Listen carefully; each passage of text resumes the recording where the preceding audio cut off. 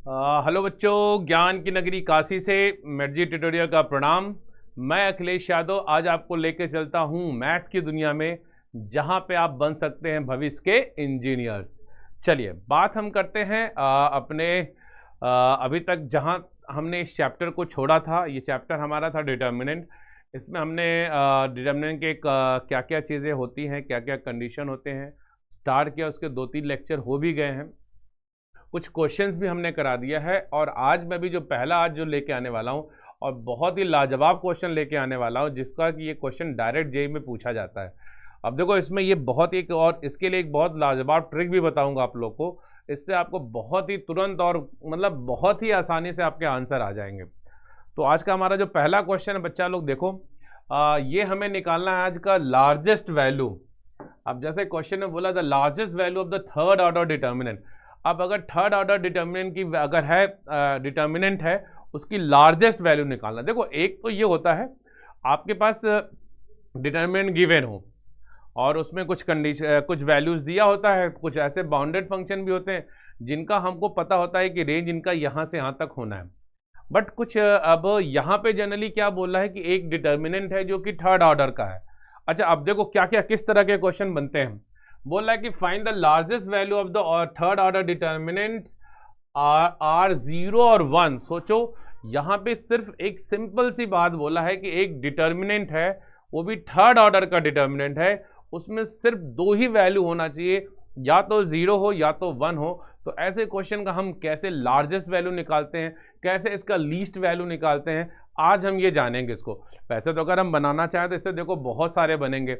मान लो एक 0 0 का ही बन जाएगा, एक आपका बन जाएगा 1 1 का बन जाएगा, फिर 0 1, ऐसे मिक्सअप करते करते बहुत सारे बनेंगे, ठीक है। लेकिन उनमें भी बोला है कि सबसे ज़्यादा जो आपका होना चाहिए, आपको ये बताना। वैसे तो ये 2 है तो बहुत ज़्यादा का मतलब लगभग आपको एक प्लेस पे पुट करने के लिए 2 वैल्यूज़ आपको गिवन है। मतलब ये समझ लो आप अगर थर्ड ऑर्डर का बना रहे हो तो 2 की पावर 9 मतलब 512 डिटर्मिनेंट बनेंगे।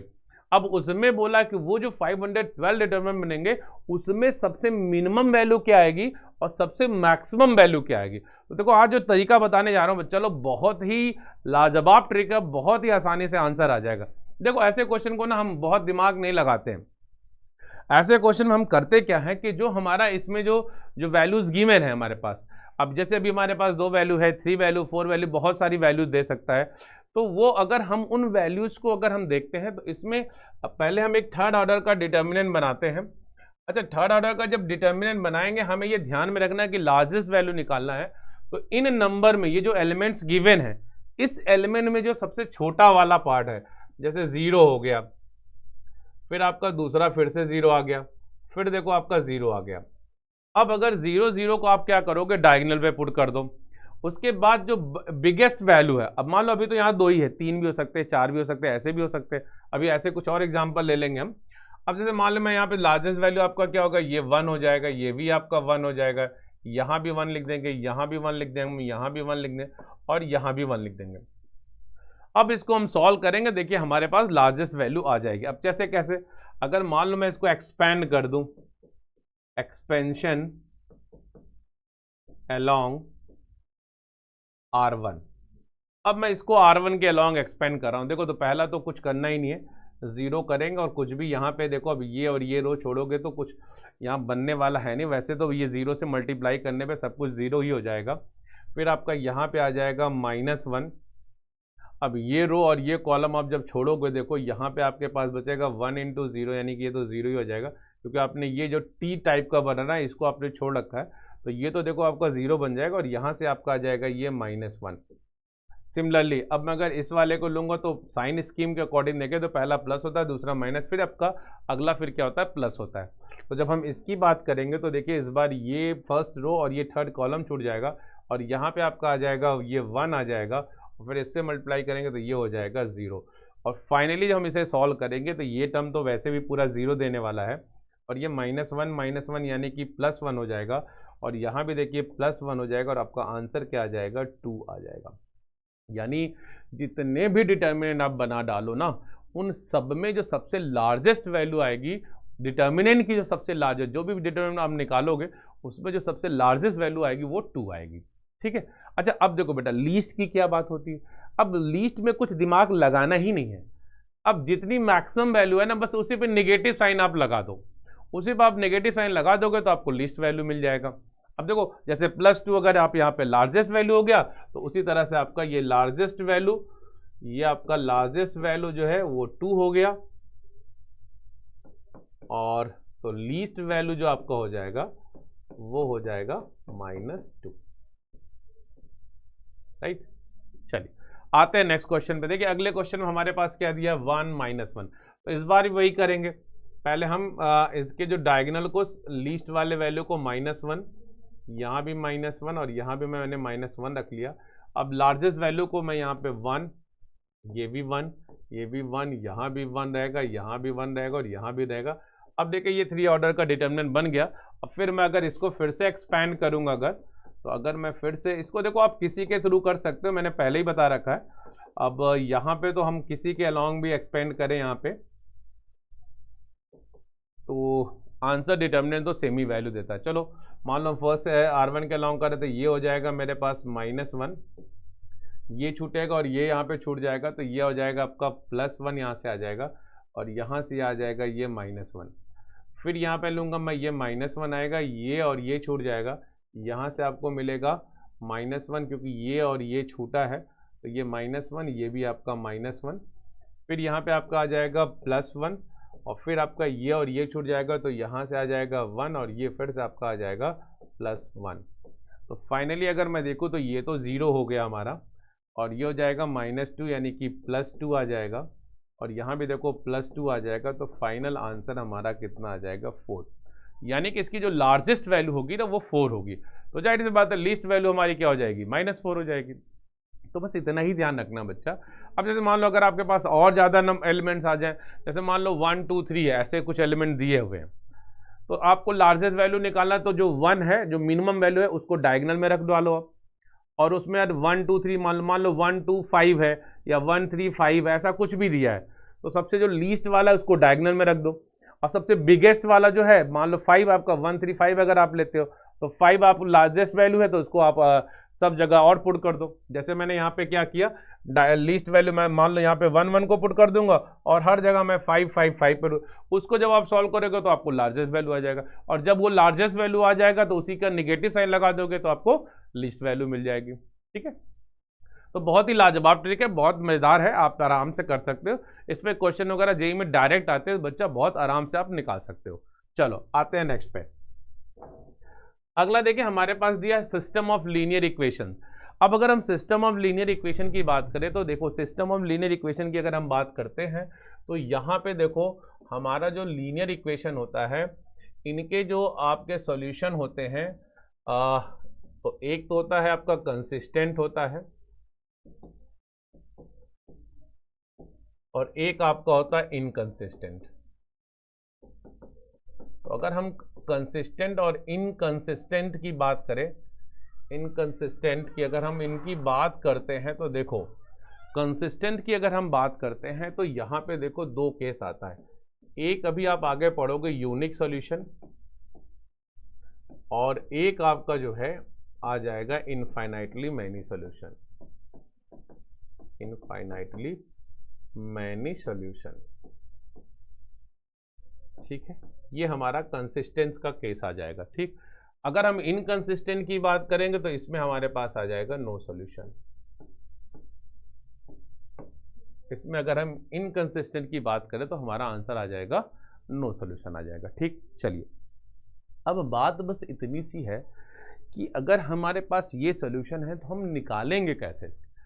तो इसके लिए देखिए एक मैथमेटिशियन थे मिस्टर क्रैमर, तो क्रैमर ने अपने हिसाब से इसको जो है निकाला। अब जैसे मान लिया अगर सपोज करो मैं एक इक्वेशन यहाँ पे लिख देता हूँ a1x प्लस b1y और इक्वल्स टू c1, और यहाँ पे मैं ले रहा a2x प्लस b2y और इक्वल्स टू c2। तो क्रैमर ने इसी चीज़ को बहुत ईजिली अच्छे से डिफाइंड किया। अब डिफाइंड कैसे किया, उन्होंने डेल्टा जो है इनको मान लिया, जैसे आपका a1 a2 और ये आपका b1 और b2, x के कोफिशिएंट को ऐसे लिख लिया, y के कोफिशिएंट ऐसे लिख लिया, ये आपका डेल्टा हो गया। इसके बाद उन्होंने क्या किया, डेल्टा 1 लिया, अच्छा, जब डेल्टा वन ले लिया तो वहाँ पे क्या कंडीशन आ गई, तो डेल्टा वन में क्या किया गया कि बस ये जो A1 A2 वाले टर्म हटा के ये वाले भी यहाँ पे पुट कर दिया गया, यानी कि C1 C2, और ये तो आपका एज इट इज लिख दिया गया B1 B2। इसी तरह से अगर मैं बात करूँ डेल्टा टू की बात करूँ, तो डेल्टा टू पे अगर मैं बात करूँगा फिर से देखिए आपका ये A1 A2 ये तो यही रहेगा, और फिर आपका इस बार ये B1 B2 हट जाएगा, इसकी जगह हम बेस कर देंगे क्या C1 और C2, तो यहाँ से डेल्टा टू आ जाएगा।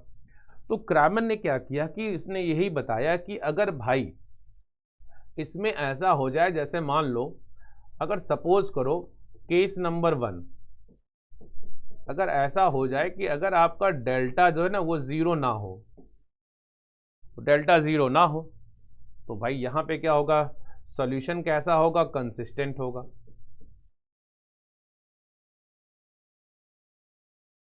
ठीक, दूसरा केस बोला गया इसमें, अब वो भी कैसे होगा, कंसिस्टेंट होगा, तो वहां पे आपने एक्स की वैल्यू ऐसे निकाला होगा, फिर delta one upon delta and Y की वैल्यू फिर निकाला गया होगा delta two upon delta, because delta two is not equal, और डेल्टा क्योंकि जीरो के बराबर नहीं है, तो इस तरह से कंसिस्टेंट निकाला गया।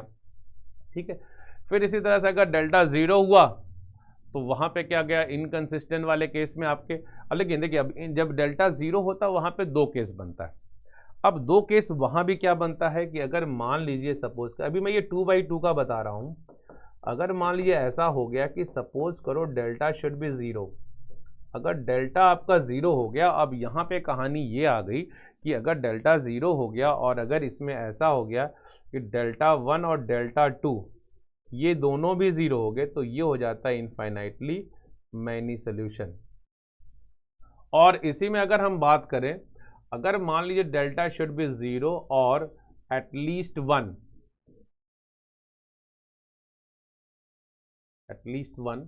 Delta one and delta two are non zero, तो उस केस में हमारा आंसर हो जाता है नो सोल्यूशन। तो ये तो बात हुई 2/2 की, इसको हम और क्लियर करते हैं 3/3 में। 3/3 में भी देखिए यही कहानी है, जैसे मान लीजिए मैंने A1x plus B1y plus C1z equals to D1, इसी तरह से A2x plus B2y plus C2z equals to D2, इसी तरह से मैंने ले लिया A3x plus B3y plus C3z equals to D3, ये मेरे पास दे दिया है। ठीक है, अब ये गिवन है, अब अगर ये गिवन है तो भाई जाहिर सी बात, अगर मैं डेल्टा की बात करता हूं तो डेल्टा अगर यहां पे ले लूं तो यहां पे क्या हो जाएगा, A1 A2 और ये A3, B1 B2 और ये B3, और C1 C2 और C3, ये डेल्टा हो गया।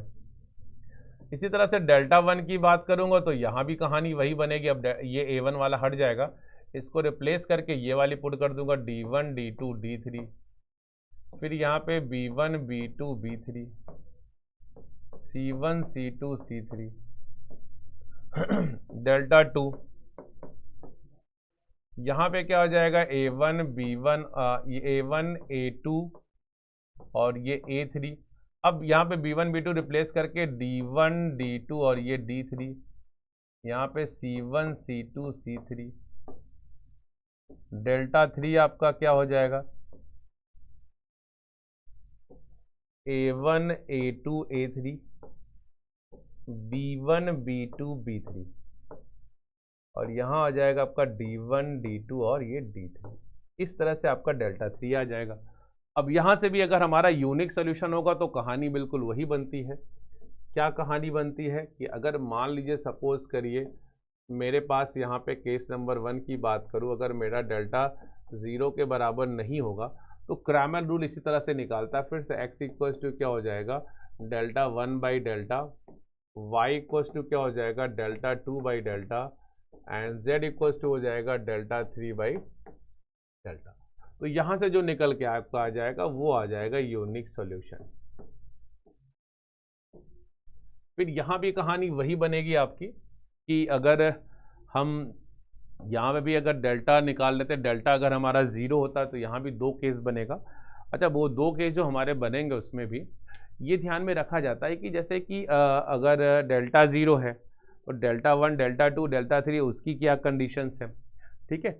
हालांकि ये सारी चीज़ें इसके नेचर में भी हम लोग अभी इसको जानेंगे कि इसके नेचर के बारे में भी जानेंगे। तो नेचर में ये सारी चीज़ें हम लोग और डिटेल में इसको समझते हैं कि इसको अब ये एक्चुअली देखा जाए तो यहाँ पे क्रैमर रूल ने ना इसके नेचर को ही अच्छे से डिसाइड कर दिया है। तो ये चीज़ें तो खैर मैंने यहाँ पे सारी चीज़ें आपको बता दिया, यही चीज़ मैं यहाँ पे थोड़ा और अच्छे से क्लियर करना चाहूँगा। जैसे देखिए अपना एक टॉपिक है nature of the solution of system of linear equation. तो बात बस वही यही हो रही है यहाँ पे भी बात वही हो रही है कि अगर मान लीजिए a1x plus b1y plus c1z equals to d1 है, और अगर मान लीजिए आपका a2x plus b2y plus c2z equals to d2 है, और अगर मान लीजिए यही आपका a3x प्लस b3y और plus c3z equals to d3 है, ये है आपका। तो इस हिसाब से अगर देखा जाए तो यहाँ पे देखिए अगर हम इनके नेचर की बात करें तो नेचर में भी देखिए वही चीज़ आता है। तो पहले तो वही केस बनता है, केस ये बनता है केस नंबर 1 कि अगर हमारा डेल्टा जो है वो 0 के बराबर नहीं है तो ये कन्फर्म है कि यहाँ पे जो बनना है वो यूनिक सोल्यूशन ही बनेगा। अच्छा, अब उसके लिए वही आपका यूनिक सोल्यूशन के लिए x की वैल्यू निकालने के लिए आपको डेल्टा 1 अपॉन डेल्टा करना पड़ेगा, y इक्वल्स टू आपको डेल्टा 2 अपॉन डेल्टा करना पड़ेगा, और z इक्वल्स टू आपका हो जाएगा डेल्टा 3 अपॉन डेल्टा करना पड़ेगा। ठीक है, तो ये तो यूनिक सोल्यूशन की बात हो गई। अब अगर इसी तरह से हम केस नंबर 2 की बात करें, केस नंबर 2 अगर हमारा इसी तरह से आ जाए कि अगर ये हो जाए कि डेल्टा 0 के बराबर हो, इस बार ये तो डेल्टा इस बार बोल रहा है कि 0 के बराबर है, और इसी में अगर डेल्टा 0 है तो अगर इसी का फर्स्ट पार्ट हम ले लें कि एटलीस्ट वन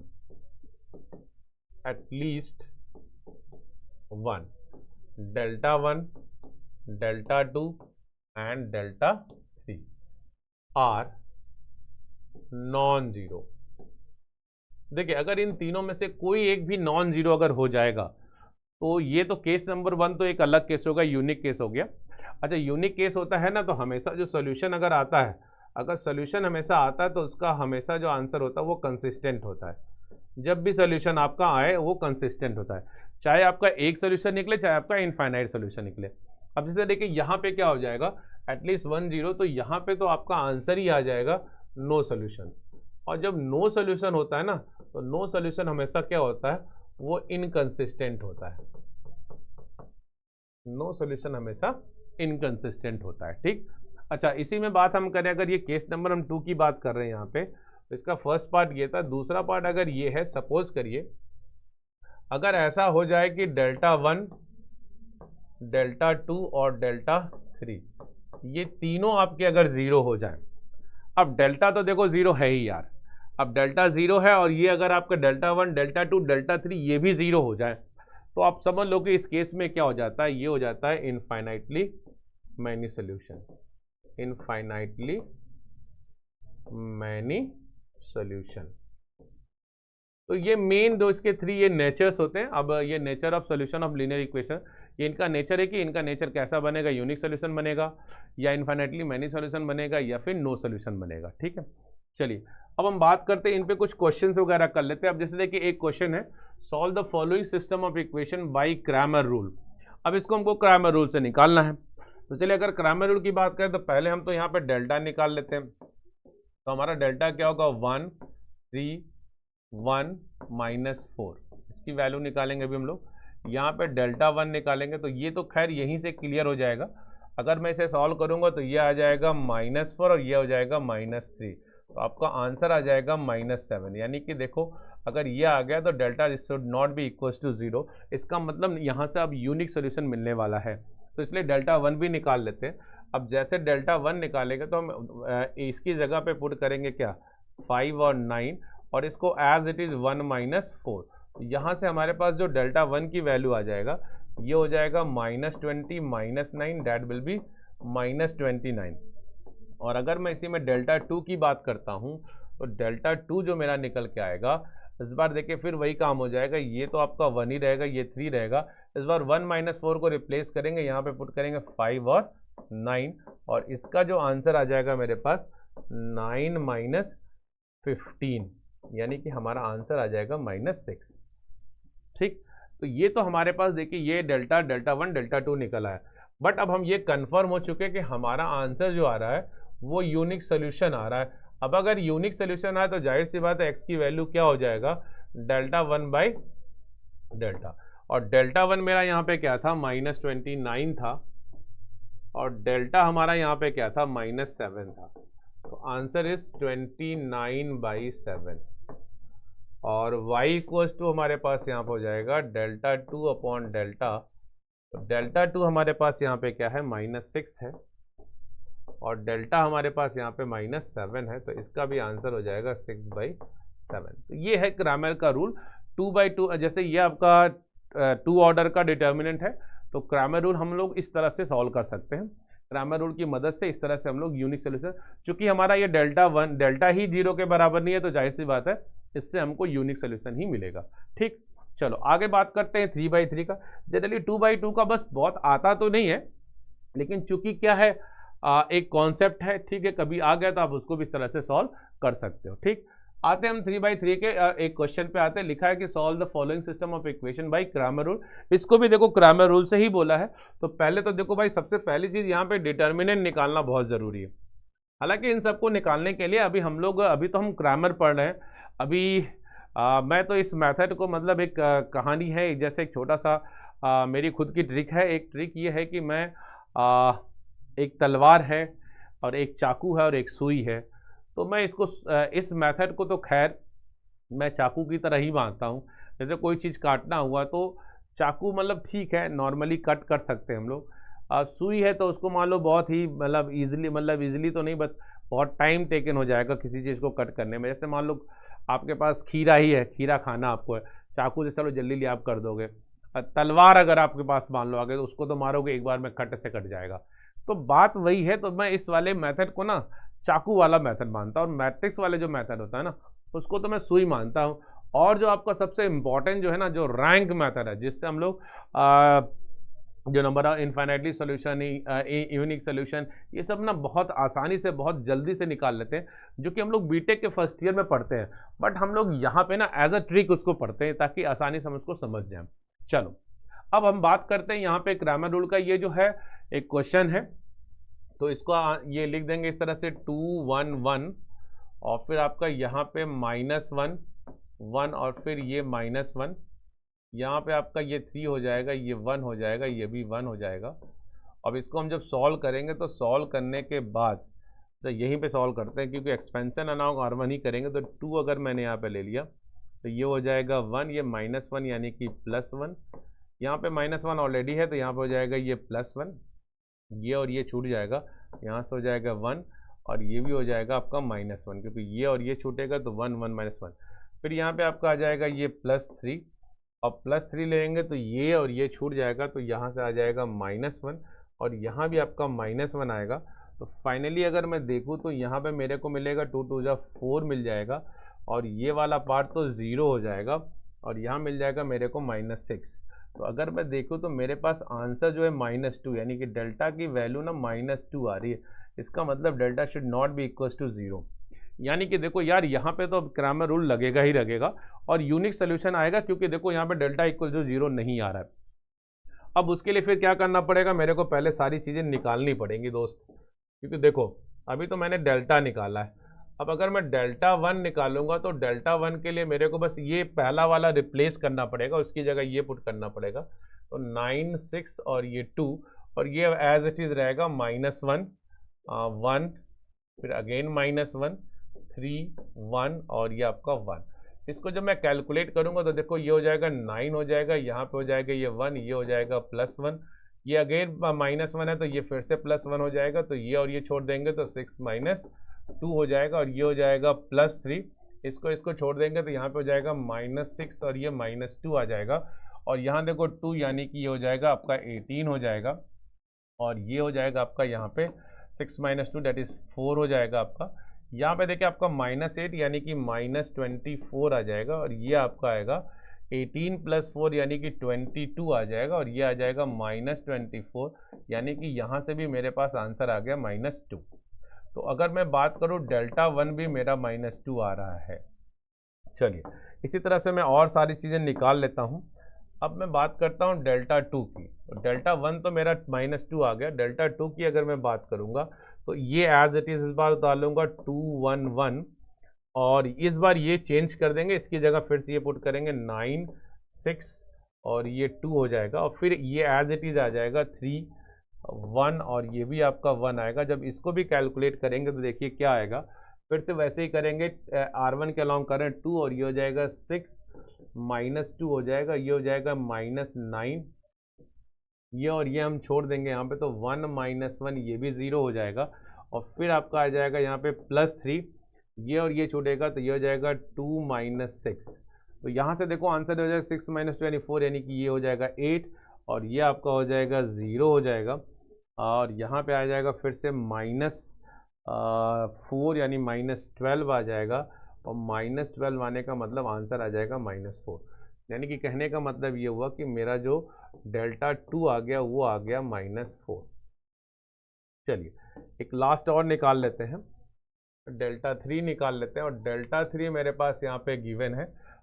ये तो फिर से देखो वही रहेगा 211। अब चूंकि देखो बेटा इसमें कैलकुलेशन तो करना ही पड़ता है, बिना कैलकुलेशन के तो ये आएगा नहीं, इसलिए कैलकुलेशन तो यहाँ पे करना ही पड़ेगा।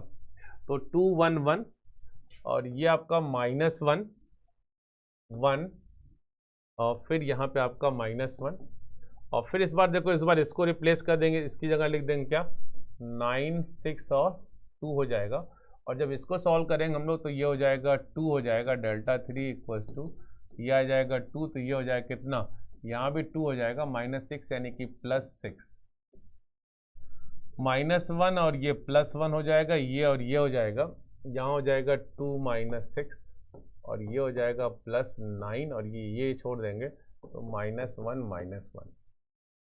ठीक है, तो यहाँ पे मेरे पास डेल्टा थ्री जो आ जाएगा ये हो जाएगा कितना 16 हो जाएगा, और यहाँ पे आपका ये आ जाएगा -4 आ जाएगा, और यहाँ से हो जाएगा आपका ये -18, यानी कि डेल्टा थ्री जो आपका आने वाला है ये 16 हो जाएगा, और कुल मिला के अगर देखा जाए तो ये हो जाएगा -22 हो जाएगा, और आपका डेल्टा थ्री जो आ जाएगा वो आ जाएगा -6। ये हमारे पास वैल्यूज आ चुकी हैं।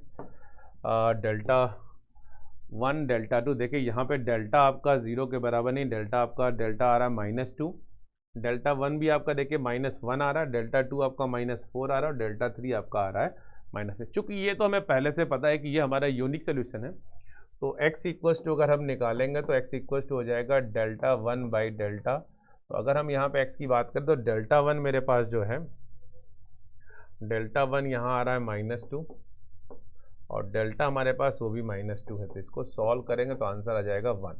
इसी तरह अगर मैं y की बात करूँगा तो delta two divided by delta, तो डेल्टा टू हमारे पास यहाँ पे दिया है -4 और डेल्टा जो हमारे पास यहाँ पे वो भी -2 है, तो इसको भी मैं सॉल्व करूँगा तो आंसर आ जाएगा 2।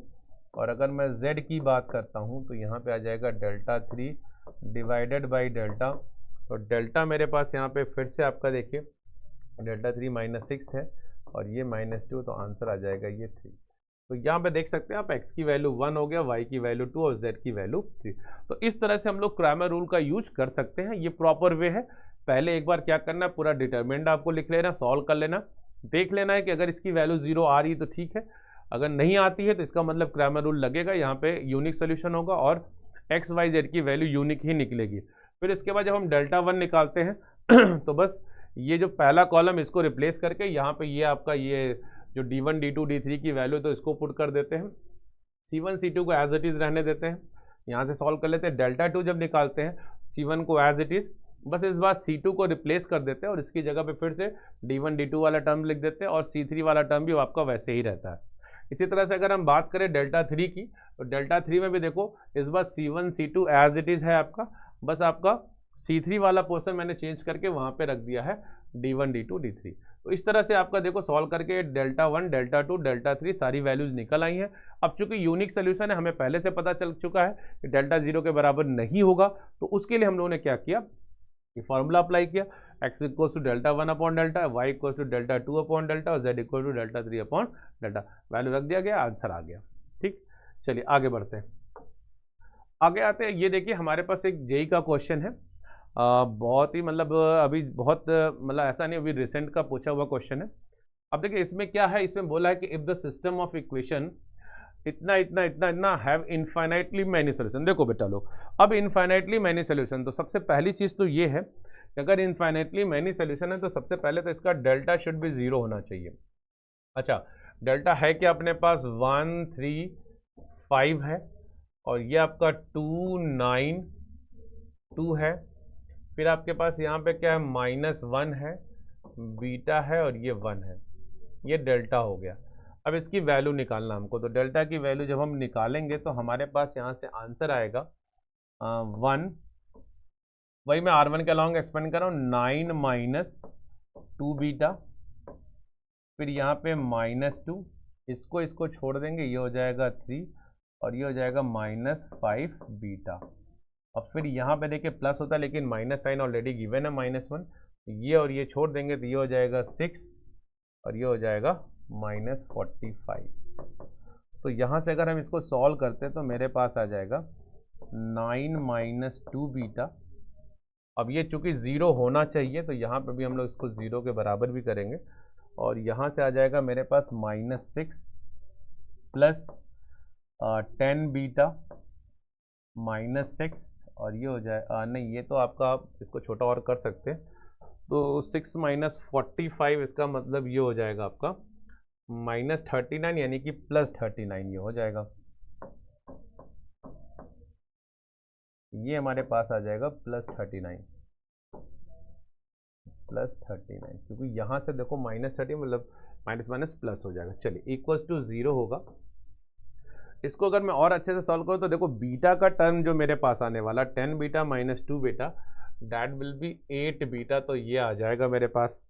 अच्छा, नंबर्स की बात करूँ तो नंबर्स मेरे पास यहाँ से आने वाला है, एक ये 9 - 6 करता हूँ तो 3 हो जाएगा, और 3 में अगर मैं ऐड करता हूँ 39, तो 39 और 3 आपका हो जाएगा 42, तो 42 अगर मैं ऐड करूँगा तो +42 इक्वल्स टू 0, यानी कि 8 बीटा इक्वल्स टू आपका हो जाएगा -42/8,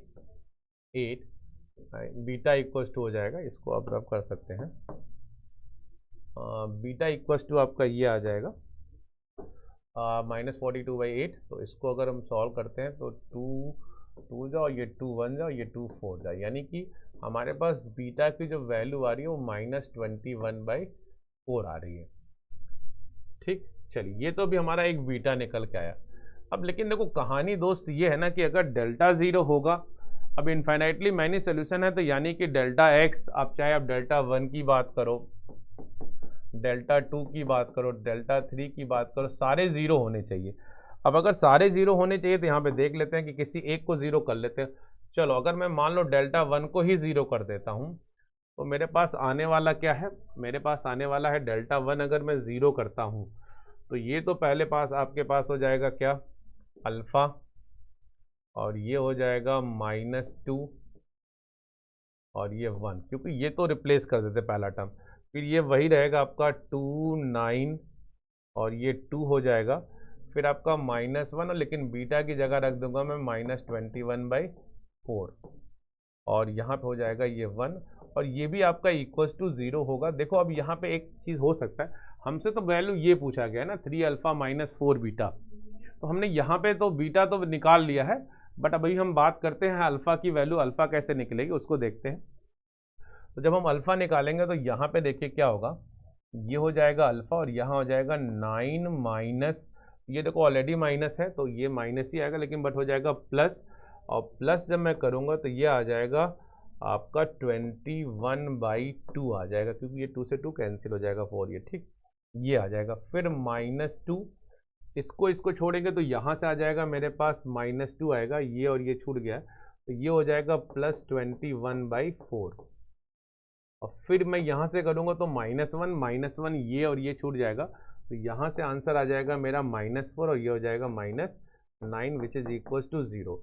इसको और अच्छे से अगर हम लोग सॉल्व करते हैं तो सॉल्व करने के बाद ये मिलेगा 9 2 जा 18, यानी कि 18 अगर मेरे पास आ जाता है तो ये हो जाएगा 18 का मतलब हो जाए 8 1 और ये यानी कि 39/2 अल्फा। अच्छा, यहाँ पे आपके पास ये आ जाएगा, हाँ ये तो -2 ही है और ये यहाँ से सॉल्व करेंगे अगर हम लोग तो हमारे पास ये आ जाएगा, ये आ जाएगा -8। तो 21 -8 कर दे, या ऐसे करते हैं थोड़ा सा और छोटा यहाँ से कर सकते हैं इसको हम लोग, क्योंकि ऐसे मान लो थोड़ा सा कंफ्यूजिंग हो सकता है, बट डायरेक्ट करेंगे तो थोड़ा और आसानी से कैलकुलेशन होगा। हाँ ये था हमारा ये कलर, ठीक है। तो ये हो जाएगा, देखो यहाँ से हो जाएगा ये +4 और जब इसको अंदर मल्टीप्लाई करूँगा तो ये हो जाएगा 21/2।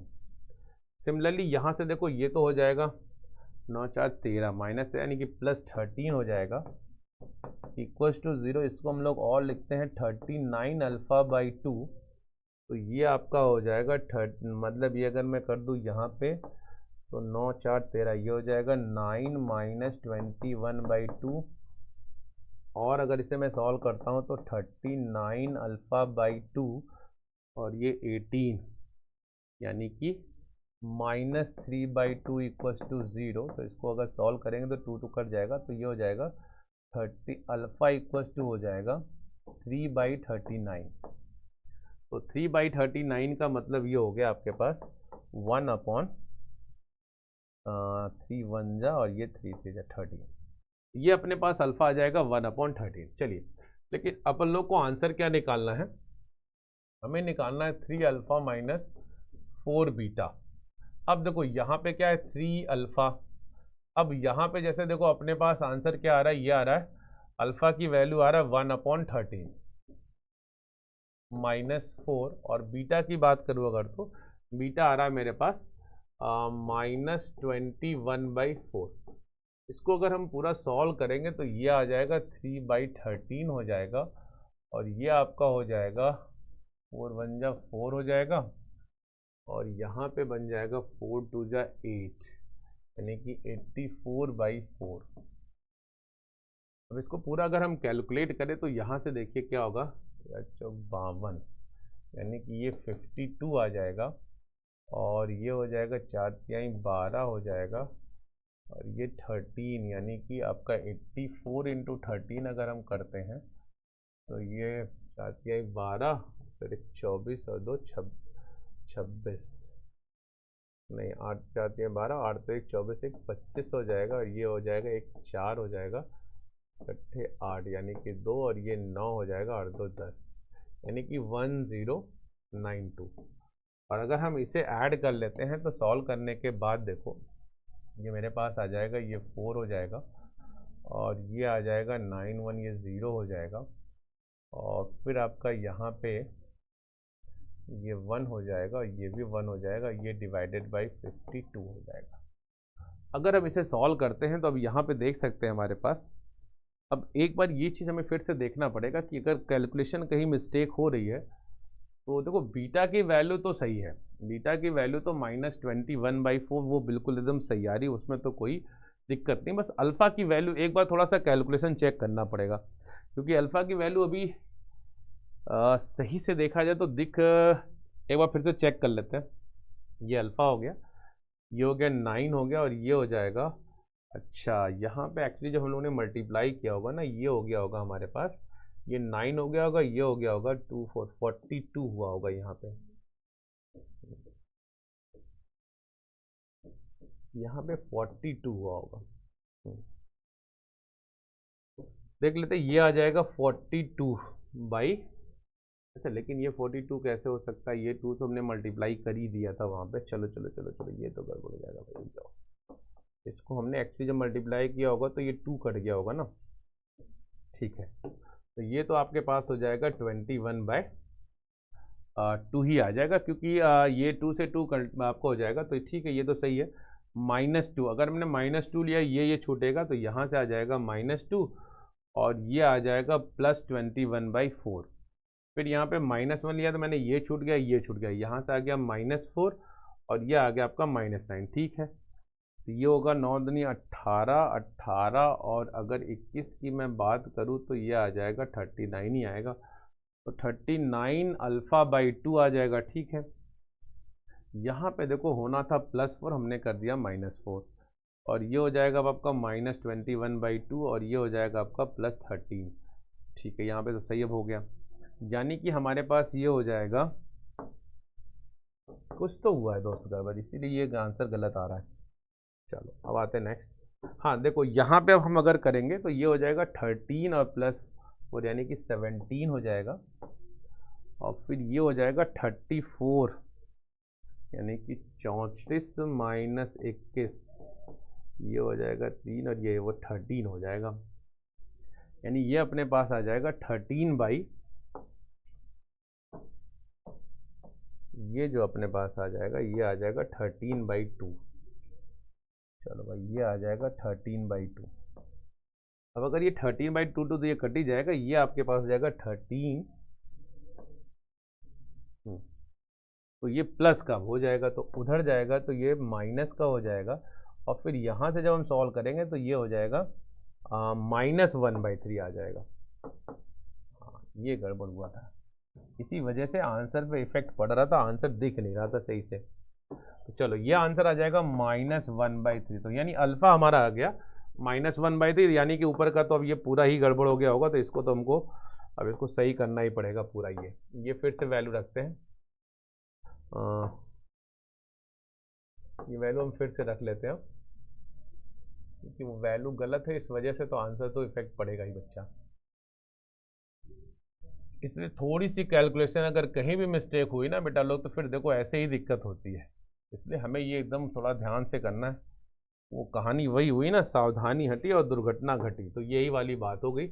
ये हो गया 3 हो गया। अब यहाँ पे अल्फा की वैल्यू आ रही है -1/3 एंड -4, और बीटा आपका जो आया था वो आपका आया था -21/4। तो देखिए यहाँ से आपका ये 3 से 3 भी कट जाएगा, और यही पूछा था ना 3 अल्फा तो हो गया, ये 4 बीटा हो गया -21/4, और आपका ये 4 से 4 भी कट गया। अब आपके पास यहाँ पे -1 हो गया, ये हो गया +21, तो फाइनल आंसर विल बी 20, यानी हमारा फाइनल आंसर होगा बी वाला पोर्शन। ठीक है, देखो थोड़ा सा कैलकुलेशन एक जगह मिस्टेक हुआ, इसके वजह से जो है पूरा ये क्वेश्चन पे इफेक्ट पड़ गया, इसलिए बहुत ध्यान से कैलकुलेशन करना है, क्योंकि कैलकुलेशन करते समय एक एक चीज़ बहुत ही फोकस रखना बच्चा लोग, नहीं तो देखो यही हाल होगा जैसे अभी हम लोग यहाँ पे केवल एक वैल्यू यहाँ पे चेंज हो गया, वो माइनस, अब यहाँ +4 को मैंने -4 लिख दिया था, इस वजह से ये पूरा ही गड़बड़ हो गया। चलो फिलहाल आगे बढ़ते हैं। चलिए अगला हमारा ये जो क्वेश्चन है ये बहुत ही अच्छा क्वेश्चन है। For what values of P and Q the system of equation this has unique solution, infinitely many solution और नो सोल्यूशन। चलो अब बात यहाँ पे देखो करते हैं हम लोग, क्योंकि बात यहाँ पे अब ये करनी है बेटा लोग कि जब हम लोग इसको जब सॉल्व करेंगे ना, तो इस बार हमको ये देखना रहेगा कि हमारा आंसर जो है P और Q, ये दो वैल्यू डिसाइड करेंगे कि P और Q की किस वैल्यू के लिए हमारा आंसर जो है वो जो आ रहा है आपका P की किस वैल्यू के लिए हमारा यूनिक सोल्यूशन होगा, और Q की किस वैल्यू के लिए।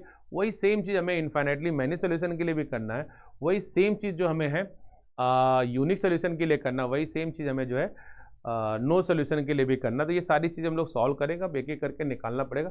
मीन्स यहाँ भी देखो दोस्त करना तो वही पड़ेगा। अब पहले डेल्टा निकाल लेते हैं, तो डेल्टा हमारा अगर इस बार करेंगे तो ये आ जाएगा 1 1, और ये आपका 1 ही है। यहाँ भी देखिए 1 2 2, और ये आपका है 1 3, और ये P।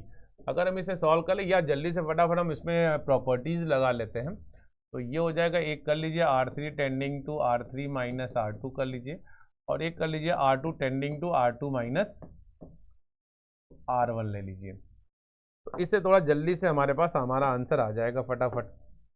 चलिए ये काम करेंगे, तो जैसे ये करेंगे तो ये आ जाएगा, देखिए R1 में कुछ नहीं, उसको 1 1 1 ही रहने दीजिए। अब ये करो आपको 1 - 1 यानी 0 हो जाएगा, ये 1 हो जाएगा, 2 - 1 यानी कि 1, ये 3 - 1 यानी कि 2 हो जाएगा, ये भी देखिए आपका 0 हो जाएगा, और ये भी आपका 0 हो जाएगा, और ये हो जाएगा आपका P - 3। चलिए तो अगर मैं इसको सॉल्व करता हूँ, तो सॉल्व करने में देखिए आप इसके अलोंग करोगे तो बस यही आपका 1 होगा, ये और ये छूट जाएगा, और आपके पास देखिए यहाँ से आ जाएगा क्या, इसको जब आप सॉल्व करोगे तो ये आपका आ जाएगा p-3 इंटू p-3 और ये पोर्शन तो आपका 0 ही हो जाएगा, यानी कि अगर देखा जाए तो डेल्टा की वैल्यू जो हमारे पास आ रही है वो आ रही है p-3। ये हमारा डेल्टा आ गया। चलिए इसी तरह से हम लोग क्या करते हैं, डेल्टा 1 निकाल लेते हैं। और जब डेल्टा 1 निकालेंगे तो हमारे पास इस बार क्या हो जाएगा, यहाँ पे हो जाएगा 6, 10 और ये आपका Q हो जाएगा। फिर ये वैल्यूज़ तो वही रहेगा आपका एज इट इज़ 1, 2, 2 और यहाँ पे आपका 1, 3 और ये P। इसको भी देखो जब हम सॉल्व करेंगे तो यहाँ से डायरेक्टली सॉल्व कर लेते हैं। तो ये क्या हो जाएगा 6 और ये आपका हो जाएगा 2P -6, फिर -1 ये और ये छूट जाएगा, ये आ जाएगा आपका कितना 10P हो जाएगा, ये हो जाएगा -3Q और फिर ये आपका हो जाएगा यहाँ पे +1 ये छूटेगा, ये छूटेगा, ये हो जाएगा 20 - 2Q बराबर 0। ठीक है, अभी तो फिलहाल ये निकालते हैं, अभी 0 तो करने की जरूरत है नहीं, अभी तो हम ऐसे ही निकाल लेते हैं बस। तो अभी तो फिलहाल ये 0 करने की जरूरत नहीं, इसको बस कैलकुलेट कर लेते हैं। चलिए तो ये आ जाएगा अपने पास यहाँ से 12P -36 और ये हो जाएगा -10P हो जाएगा और यहाँ पे आपका हो जाएगा +3Q करना, इस बार बहुत सावधानी से करना है, +20 और ये हो जाएगा -2Q। चलिए तो बात P की बात करते हैं। देखिए ये 12P और 10P यानी ये हो जाएगा अपने पास 2P हो जाएगा और Q का टर्म बस अपने पास Q आ जाएगा। और अगर यहाँ पे 36 यानी कि ये हमारे पास आ जाएगा 36 और ये 20 यानी कि -16। तो ये हमारा जो वैल्यू आ रहा है ना, ये डेल्टा 1 आ रहा है।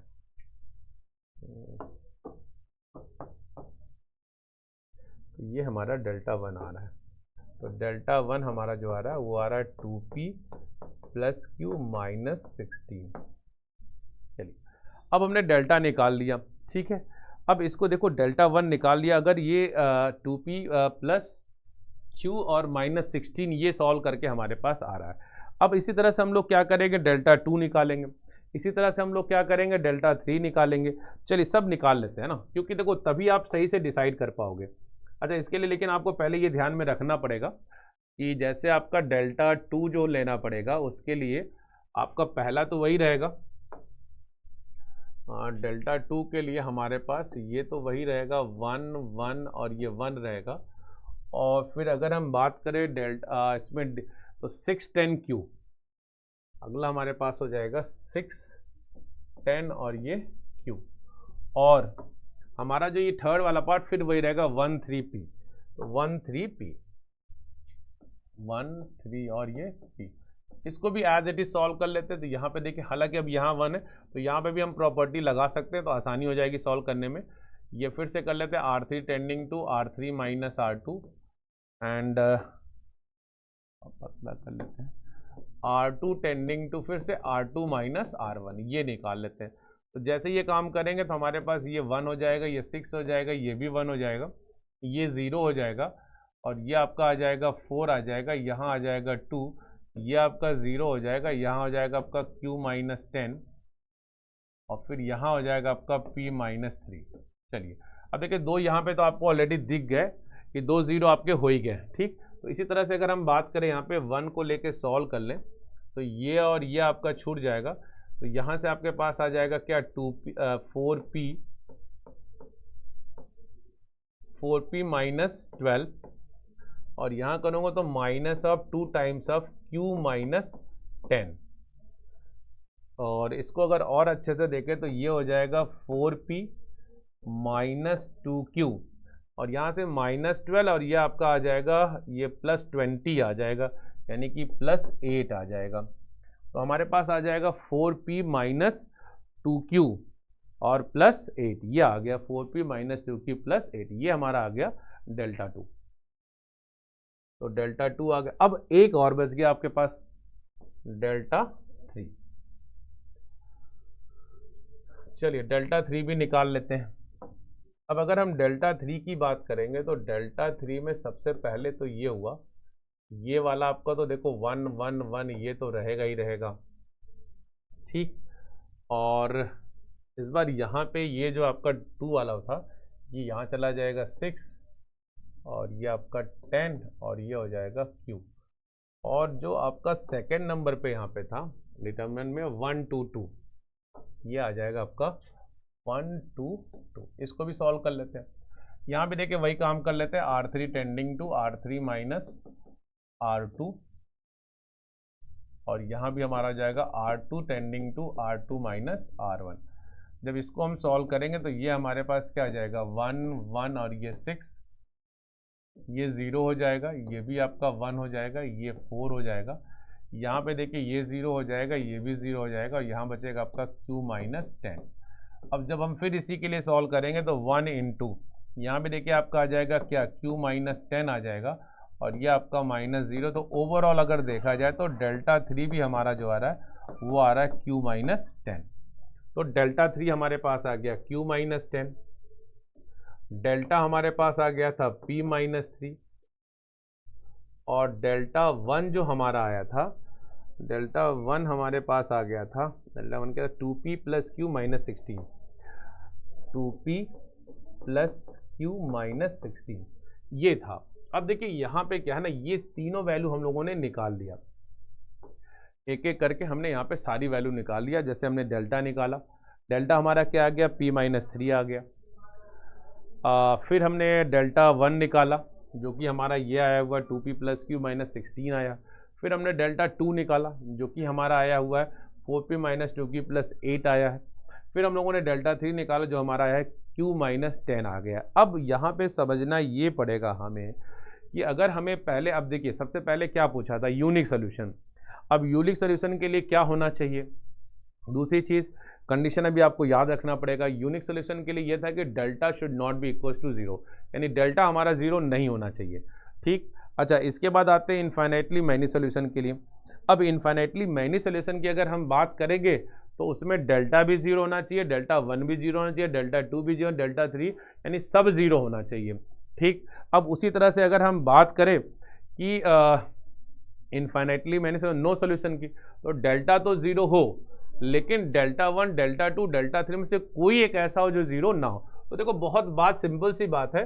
अब जैसे पहला वाला पार्ट पूछा था अपने लिए, क्या पूछा था यूनिक सोल्यूशन। तो यार यूनिक सोल्यूशन की अगर हम बात करेंगे ना तो हमें देखो मेरा ये जो डेल्टा आ रहा था वो क्या आ रहा था P माइनस 3, यानी ये अगर 0 हो गया तो अपनी कहानी खत्म हो गई। यही बोला कि ये 0 नहीं आने, यानी कि P की वैल्यू अगर आपकी 3 नहीं होगी तो डेल्टा कभी 0 होगा ही नहीं, क्योंकि डेल्टा 0 तभी होगा जब P की वैल्यू 3 हो। और इसके बाद ना उसके Q से ना उसको कोई फर्क पड़ने वाला नहीं है। Q आप कुछ भी रख डालो ना उससे कोई फर्क नहीं, यानी Q की वैल्यू आप मान लो रियल नंबर, आप Q कुछ भी पुट कर दो ना उसको कोई फर्क नहीं पड़ेगा। उसको फर्क सिर्फ इससे पड़ेगा कि उसका P जो है वो 0 नहीं होना, डेल्टा 0 नहीं होना चाहिए। और डेल्टा 0 कब होगा, जब आप P की जगह पे 3 रखेंगे। ठीक, चलिए नेक्स्ट बात करते हैं। इसी तरह से अगर हम सेकेंड नंबर हमसे पूछा था इनफाइनाइटली, आई थिंक क्वेश्चन में सेकेंड क्या था, हाँ इनफाइनाइटली मैनी सोल्यूशन। अब इसमें पूछा था कि infinitely many solution, infinitely many solution. अब देखिए इसके लिए क्या कहानी थी, इसके लिए कहानी थी कि आपका डेल्टा भी 0 होना चाहिए, डेल्टा 1, डेल्टा 2, डेल्टा 3 ये सब 0 होना चाहिए। अब इसके लिए यार डेल्टा 0 होने का मतलब तब तो पहले ये साफ साफ दिख गया कि P की वैल्यू 3 हो जाए। अच्छा, अब अगर P की वैल्यू 3 हो गए तो इसका मतलब ये हो गया कि अगर P 3 हो गया तो Q को भी देखो आपका Q, अब ये यहाँ पे देख सकते हो आप, हाँ कहीं मैंने Q10, यस डेल्टा 3 भी यानी 0 है, यानी Q की वैल्यू तब आपका क्या होना चाहिए, तब तो वो 10 होना चाहिए। तो यार देखो डेल्टा 0 हो गया, डेल्टा 1 0 हो गया, डेल्टा 0 हो गया, डेल्टा 3 0 हो गया। अब बात आती है डेल्टा 2 और डेल्टा 1 की। तो डेल्टा 1 अपने पास देखो यहाँ पे ये है। अब P3 होने का मतलब ये क्या हो जाएगा 6, और Q10 होने का मतलब ये भी हो जाए 16, और 16 माइनस 16 देखो ये भी 0 हो गया, काम तो बन गया अपना। अब आते हैं यहाँ पे P की वैल्यू 3 होने का मतलब ये 12 हो गया, और Q की वैल्यू देखो 10 आ रही यानी कि 20 हो गया, और 12 और प्लस 8 यानी कि वो भी 20 हो गया। तो 20 माइनस 20 यानी ये भी 0, देखो ये काम अपना हो गया। यानी कि कहने का मतलब कि अगर P3 नहीं होगा तो Q कुछ भी हो तो आंसर हमेशा क्या होगा, यूनिक सोल्यूशन होगा। लेकिन इनफाइनाइटली मैनी सॉल्यूशन के लिए P भी 3 होना चाहिए और Q भी 10 होना चाहिए, यानी दोनों P और 3, तो P 3 हो और Q आपका 10, तब देखो आपका सारा डेल्टा 1 डेल्टा 2 डेल्टा 3 सब 0 हो जा रहा। लेकिन अब लास्ट केस क्या था ना, लास्ट केस क्या था कि आपका आंसर क्या होना चाहिए, नो सोल्यूशन होना चाहिए। तो जब आंसर नो सोल्यूशन होना चाहिए तो इसमें भी यही कहानी थी कि डेल्टा तो भाई 0 होना चाहिए, बट ये कंडीशन था कि एटलीस्ट वन डेल्टा 1 डेल्टा 2 और डेल्टा 3 आर नॉन जीरो। तो देखो इसमें कहानी बहुत साफ सी बात है, डेल्टा 0 होना चाहिए, यानी कि तो ये तो देखो P की वैल्यू 3 तो होना ही पड़ेगा, क्योंकि P 3 होगा तो जाहिर सी बात है डेल्टा 0 हो जाएगा। अब इसने बोला कि कोई अब डेल्टा 1 डेल्टा 2 डेल्टा 3 में से कोई एक 0 नहीं होना चाहिए। तो ये देखो साफ यही दिख रहा है ना कि अगर हम ये बोल दे कि भाई Q की वैल्यू 10 नहीं होगी, अगर Q की वैल्यू 10 नहीं होगी तो जाहिर सी बात है, क्योंकि अगर Q 10 होगा तभी ना 0 होगा, अब Q की वैल्यू 10 नहीं होगी तो इसका मतलब 0 नहीं होगा कभी वो। तो बस ये हमें ये इस तरह के क्वेश्चन ना जेईई एडवांस वगैरह में आते हैं, तो इसको बेटा बहुत ध्यान से पढ़ना समझना है। और इस क्वेश्चन को देखो हम लोग अभी ग्रामर से कर रहे हैं, इसी टाइप का क्वेश्चन अभी हम लोग ना रैंक मेथड से करेंगे, मैट्रिक मेथड से करेंगे, सबसे करते हैं, बट ये भी एक तरीका है तो आप इससे भी ट्राई कर सकते हो। तो ये बहुत ही इंपॉर्टेंट टॉपिक आज का था। जैसे मैंने स्टार्टअप किया कि सारे टॉपिक, जैसे आज मैंने शुरू किया पहले कि लार्जेस्ट वैल्यू और लीस्ट वैल्यू किसी डिटरमिनेंट, किसी गिवन एलिमेंट, अगर किसी डिटरमिनेंट का ऑर्डर दिया हो, उस ऑर्डर के हिसाब से अगर एलिमेंट गिवन हो तो उसके लार्जेस्ट वैल्यू और लीस्ट वैल्यू कैसे निकालते हैं उसको हम लोगों ने सीखा। फिर उसके बाद हम आगे आए और हमने देखा यहाँ पे सिस्टम ऑफ लीनियर इक्वेशन। तो सिस्टम ऑफ लीनियर इक्वेशन हमने देखा यहाँ पे कंसिस्टेंट है, इनकंसिस्टेंट है, और फिर उसके बाद उसमें उसके अंदर हमने पढ़ा कि अगर कंसिस्टेंट है, यानी अगर कंसिस्टेंट है तो आपका यूनिक सोल्यूशन होगा और इनफाइनाइटली मैनी सोल्यूशन होगा, और अगर इनकंसिस्टेंट है तो आपका नो सोल्यूशन होगा। और उसी तरह फिर हम और आगे बढ़े, फिर हमने उसके नेचर के बारे में पढ़ा कि कंसिस्टेंट अगर है तो क्या कहानी इसकी होगी, कैसे पता चलेगा।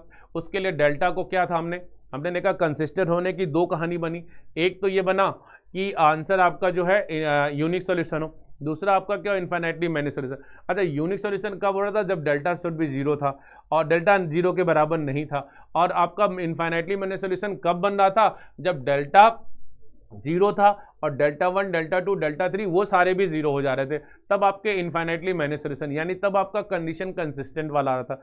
इनकंसिस्टेंट की कहानी क्या थी, डेल्टा तो 0 हो रहा था लेकिन डेल्टा 1 डेल्टा 2 डेल्टा 3 और में से एटलीस्ट 1 कोई, उसमें से कोई एक भी जो कि नॉन जीरो हो रहा था, उस केस में आपका नो सोल्यूशन आ रहा था। और फिर इसके बाद देखो क्रैमर रूल की मदद से हमने पहले 2 ऑर्डर के डिटरमिनेंट को सॉल्व किया, फिर उसके बाद हमने इसको 3 ऑर्डर के डिटरमिनेंट को सॉल्व किया, और फिर उसके बाद हम और आगे बढ़े तो उसमें कैसे हम लोग जो है एक जो IIT JEE का क्वेश्चन जो इसी के बेस पे पूछा था, उसने बोला था कि आपका इनफाइनाइटली मैनी सॉल्यूशन है तो 3 अल्फा माइनस 4 बीटा की वैल्यू बन निकालना है। तो हम पहले से पता है कि इनफाइनाइटली मैनी सॉल्यूशन है तो डेल्टा तो 0 होगा ही होगा। मैंने डेल्टा को 0 किया और वहाँ से मैंने निकाला था बीटा की वैल्यू निकाल दिया था, और फिर हमें पता है कि डेल्टा 1 डेल्टा 2 डेल्टा 3 सारे ही 0 होने, तो जब बीटा निकल आएगा तो कहीं पे भी पुट कर देंगे तो बचा सिर्फ अल्फा। तो मैंने बस ऐसे जनरल में डेल्टा 1 को ले लिया था और डेल्टा 1 की वैल्यू निकाला, तो वहाँ से हमको है अल्फा की वैल्यू जो मिल गई -1/3, और फिर हमने यहाँ पे पुटअप कर दिया और हमारा आंसर आ गया 20। सिमिलरली अब इसी तरह से देखिए हम लोगों ने एक 2 अननोन वैल्यू के बारे में पता किया कि इस 2 अननोन की किस किस वैल्यू के लिए हमारा सोल्यूशन यूनिक सोल्यूशन होगा, या किस वैल्यू के लिए हमारा सोल्यूशन इनफाइनाइटली मैनी सोल्यूशन होगा, या किस वैल्यू के लिए हमारा आंसर जो होगा नो सोल्यूशन होगा। तो बच्चों आज का ये लेक्चर अभी यहीं ख़त्म होता है। अभी इसमें थोड़ी और 1-2 लेक्चर और बचे हुए हैं, वो हम रिसेंटली उसको जल्दी से बनाकर उसको ख़त्म करेंगे। आप प्रॉपर तरीके देखो, यहाँ पे जो मैं पढ़ा रहा हूँ ना, ये ऐसा नहीं कि भगा भगा के पढ़ा रहा हूँ, यहाँ पे जो भी चीज़ें मैं बता रहा हूँ पूरा डिटेल में बता रहा हूँ। तो आप एकदम एक एक चीज़ को बहुत अच्छे से नोट बनाओ इसका, और एक एक चीज़ रिवाइज करो, फिर इसको पढ़ने के बाद आप अपने PYQs लगाओ, मॉड्यूल लगाओ, DPPs लगाओ, तब जाके आपको उसका फ़ायदा मिलेगा। तो ठीक है बच्चों, आज के लिए इतना ही, गुड बाय।